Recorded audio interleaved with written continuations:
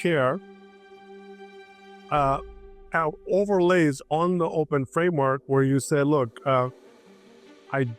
we have to deeply care about the humanity, so therefore we have to start thinking about most catastrophic scenarios. So let's take that Taco Bell example. Do we really need robot taking our order?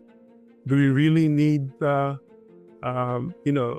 somebody rather than a human being making tacos, even though it's a repeated process and it's about efficiency? Or what will happen? Do we really want to lose that human connection in every facet of our life, right? So those are moral questions. It's not a profit question.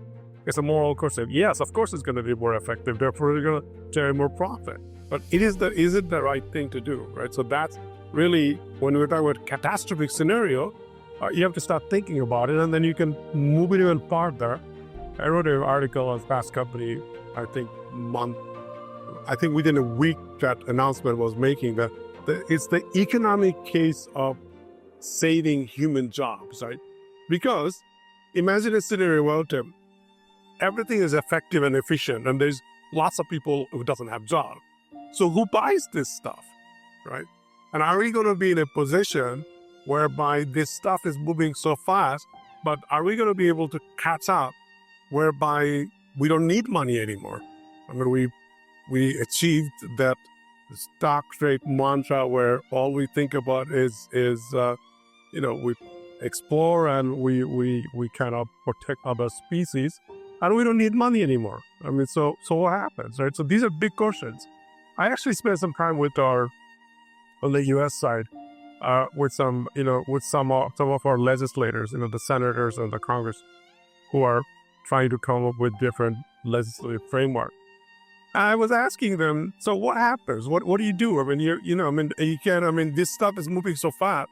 And if we there's already prediction that within next 3, 5, 10 years, none of the jobs are going to be the way it is right now, right? So should we be doing that or not? So these are the catastrophic scenario that every organization and every government must be thinking.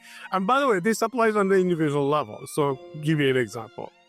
My email doesn't look good, so let me add ChatGPT. How can I make better? Okay. Next thing I do, I have an idea of article, so why don't I let ChatGPT or Claude or somebody finish it, right?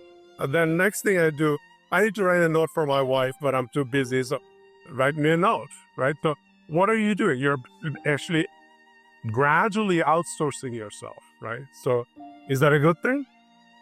I don't want to outsource myself, because who I am is how I think. It's my freedom of thinking and the freedom of doing, right? So even on an individual basis, catastrophic scenario is part of risk management. So it's, as you're exploring what are the possibilities, you have to kind of think about it. And it's actually it's a big challenge because it's convenient. We're human beings we're just designed to be convenient. That's why we don't like to exercise.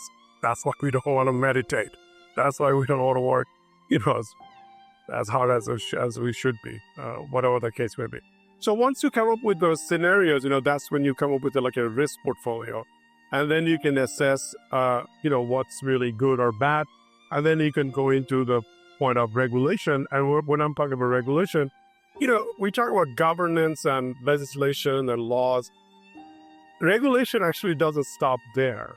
It actually individual and organizational and legal framework that gives you that regulation, right? So there's always a way around. You can always get around if you want to do bad, right? So regulation is a moral and ethical dilemma. And a couple of things we talked about in the book, that there were new roles in organizations that will be not like the roles we see today. I mean, typically what happens, there's a chief technology officer or chief information officer or chief innovation officer that kind of deals with innovation and technology. That's not going to be enough.